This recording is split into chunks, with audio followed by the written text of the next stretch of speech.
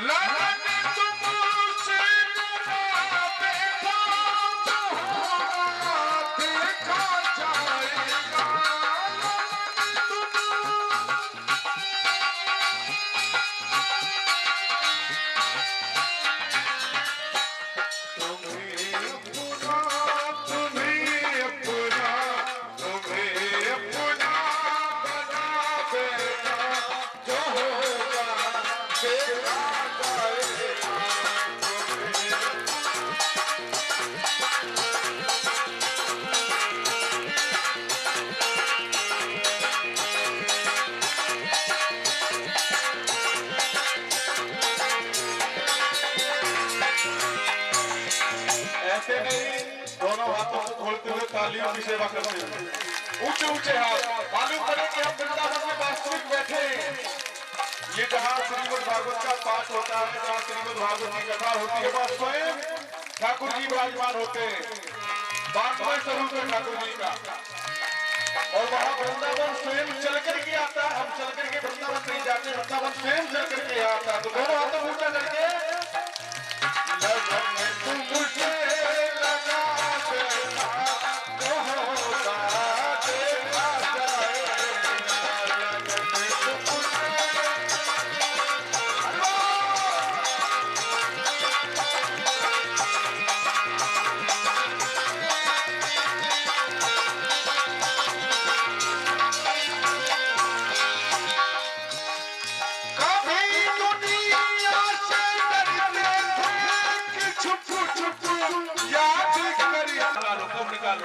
और यहाँ आकर के हम छुप छुप के उनको याद कर रहे हैं। कभी दुनिया से डरते हैं कि छुप छुप याद करके, छुप छुप याद करते हैं। लो अब करना लो का देखा जाएगा।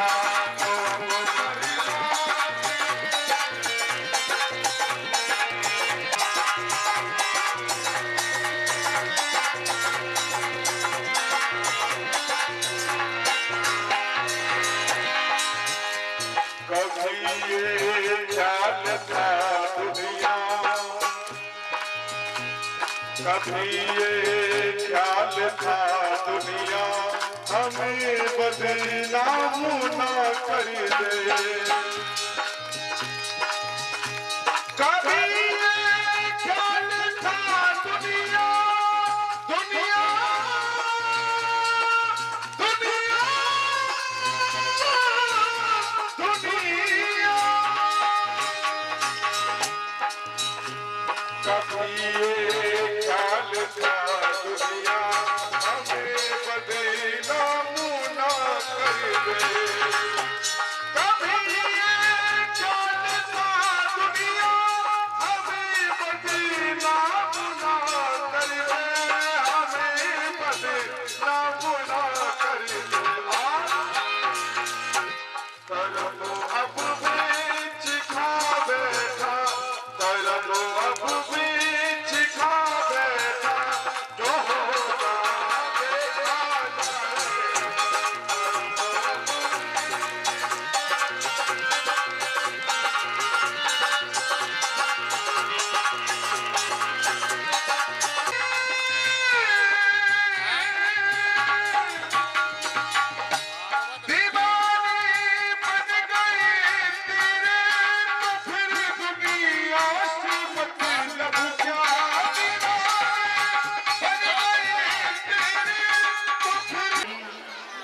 उस राक्षस से पैदा नहीं, लेकिन उस समय पवनरेखा गर्भवती थी। जब वन में गई है उस समय पवनरेखा गर्भवती थी, लेकिन उस राक्षस की छाया पड़ी।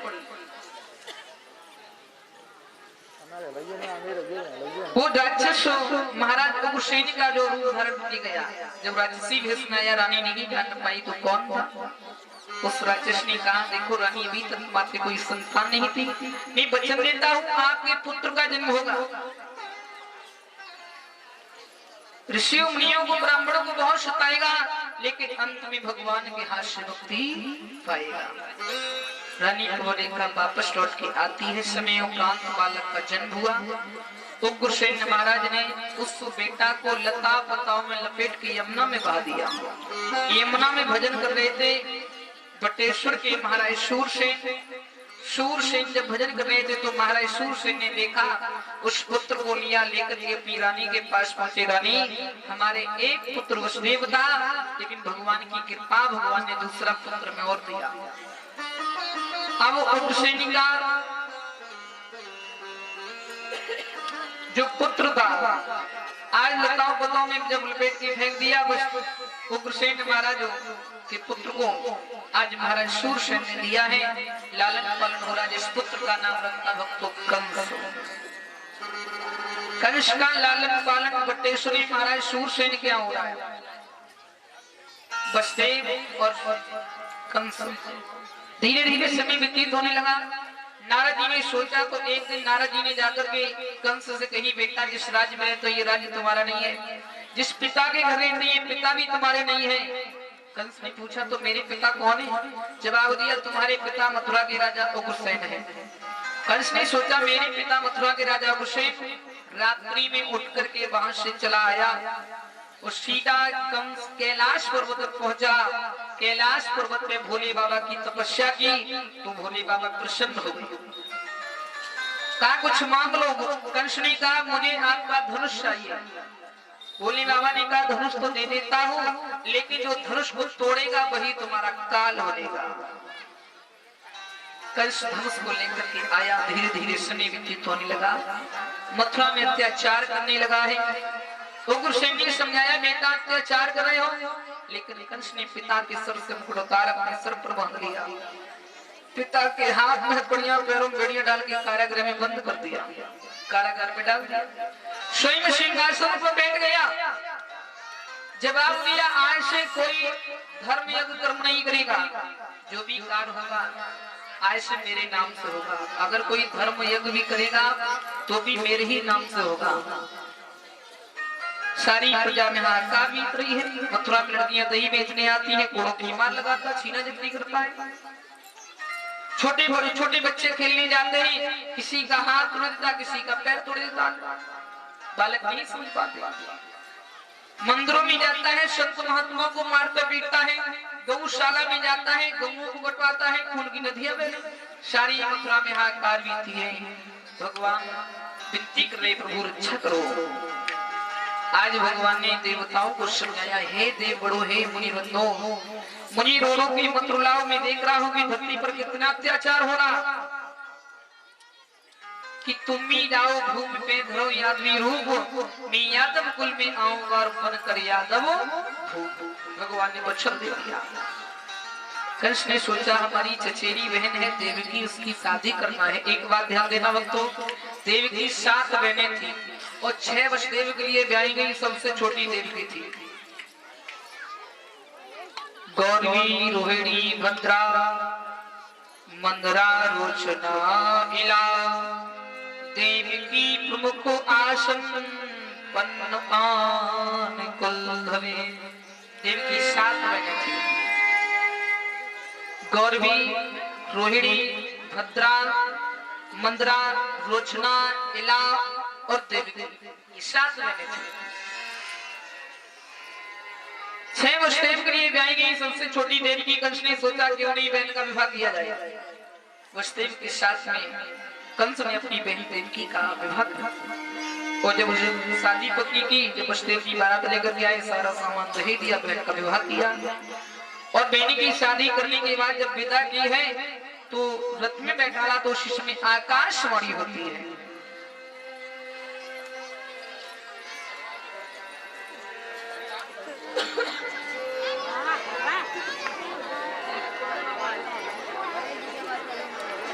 आकाशवाणी हुई कि हे कंस, कंस जिस बहन की तू विदा करता है, इसी बहन का 8वां गर्भ तेरा काल होगा। आकाशवाणी ने नहीं कहा कि 8वां पुत्र होगा, 8वां गर्भ तेरा काल होगा। कंस ने सोचा इसी बहन का मेरा 8वां गर्भ काल है। कंस चला है, तलवार हाथ ली है, देवकी रथ में बैठी जा रही थी। आज तलवार ली हाथ में और देवकी के केश के रथ से नीचे खींच लिया। मैं क्षमा करना, मैं छोड़ नहीं सकता, क्योंकि आप ही मेरी, आपके ही करुष से मेरा काल जन्म लेगा। रहे बांस न बाजे बस किया, जब बहन को ही मार देंगे तो काल पैदा नहीं होगा। वसुदेव ने जैसे ही देखा, वसुदेव ने कहा कंस ये तुम्हारी बहन है तो हमारी भी पत्नी हो चुकी है, क्योंकि पति का अधिकार होता है, पत्नी को अगर कोई कष्ट मिलता है मेरा भी अधिकार बनता है। आकाशवाणी सुनी है कि 8वां गर्भ काल है, लेकिन ये बहन तो काल नहीं है। मैं प्रण करता हूँ जो भी इसके गर्भ से बालक जन्म लेगा, हर पुत्र लाकर के आपकी सभा में आपको हाजिर करूंगा। हाथ हथियां पांव बेड़ियां डाल के कारागार में डाल दिया देवकी वसुदेव को। धीरे धीरे समय व्यतीत होने लगा है। मैया देवकी के पहले पुत्र का जन्म हुआ। आज वसुदेव इस पुत्र को लेकर के कंस के पास आए। कंस ने सोचा इसे नहीं मारेंगे, क्योंकि आकाशवाणी हुई 8वां जो काल है ये तो पहला है। कंस ने सोचा इसे नहीं मारेंगे, तो कंस के दिल में दया गई, इस बालक को छोड़ दिया, वापस दे दिया। नारद जी ने सोचा अगर कंस के दिल में दया आती गई तो भगवान का अवतार होने में देरी है। नारद जी चले हैं, कंस की बुद्धि को बदल लिया, महाराज जेल में अवतार हो गया। हाँ, पुत्र को लेकर के वसुदेव जी भी आए, तब मैंने वापस कर दिया, क्योंकि 8वां गर्भ मेरा काल है। नारद जी ने 8 लकीरें खींची, कंस की बुद्धि को बदल दिया। गिनती करो जरा इसको, गिनती गिना दी। अब जो भी गिनता है हर 8 होती है। कंस समझ गया बाबा जी नहीं जानता, दौड़ के चला है, मैया देवकी की गोद से बालक को छीन लिया और उस बालक को मार दिया। मैया देवकी रोती रह जाती है। इसी बीच मैया देवकी के 6 पुत्रों को मारा कंस ने। 7वां गर्भ जब आया, भगवान ने देखा 7वें गर्भ में तो हमारे शेषावतारी लक्ष्मण जी है। 7वां गर्भ भगवान ने खींच के रोहिणी के गर्भ में पहुंचाया, जो वसुदेव की ही पत्नी थी रोहिणी को कोई। ध्यान देना भक्तों, देवकी छोटी थी, रोहिणी बड़ी थी, लेकिन देवकी के 6 पुत्र हो गए, तब तक रोहिणी के कोई संतान नहीं हुई थी।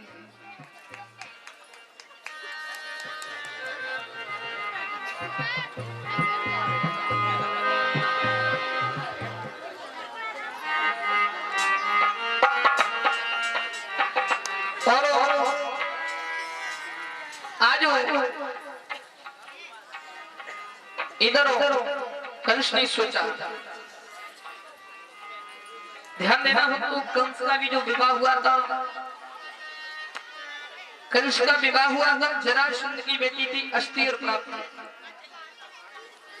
जरासंध के पास में कुबलिया नाम का जो हाथी था, जिस हाथी ने 10,000 हाथी की ताकत थी। कंस ने हाथी से युद्ध किया। जरासंध ने प्रण किया था जो हाथी को युद्ध में हराएगा उसी के साथ दोनों बेटियों का विवाह करेंगे।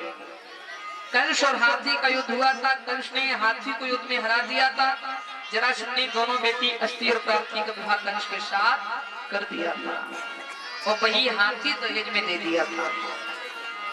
तो आज कंस ने अपनी बहन देवकी के 6 पुत्रों को मार दिया। 7वां गर्भ जो बलराम जी पैदा हुए, भगवान ने माया के द्वारा रोहिणी के गर्भ में पहुंचाई। रोहिणी के गर्भ से बलराम जी का जन्म हुआ है। 8वां गर्भ जब आया है, आज भगवान ने देखा है कि मैया देवकी के 6 पुत्रों को मार दिया।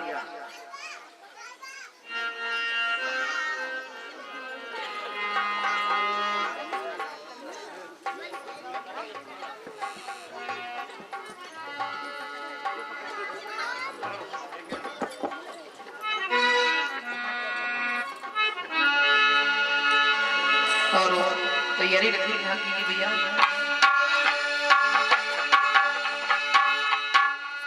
कि 8वीं गर्भ की बारी थी और कंस के यहाँ तैयारी थी।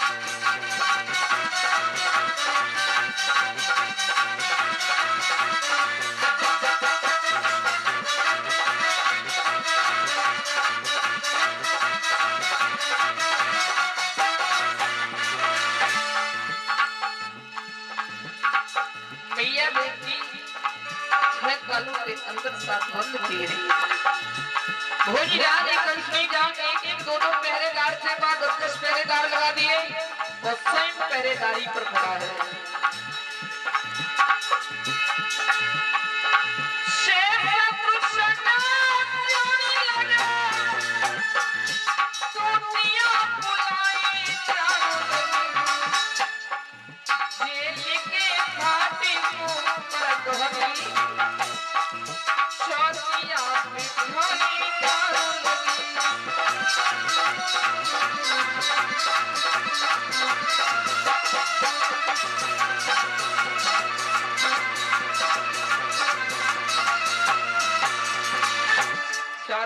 भादो अष्टमी वाले दिन ठीक रात्रि के 12 बजे भगवान छोटे स्वरूप में मैया देवकी की गोद में आए कि इतने में उसूजे लगी चमकी उठी दीवार तो कैदी भक्तों के यहाँ आए जगदाधार भगवान कृष्ण भगवान की।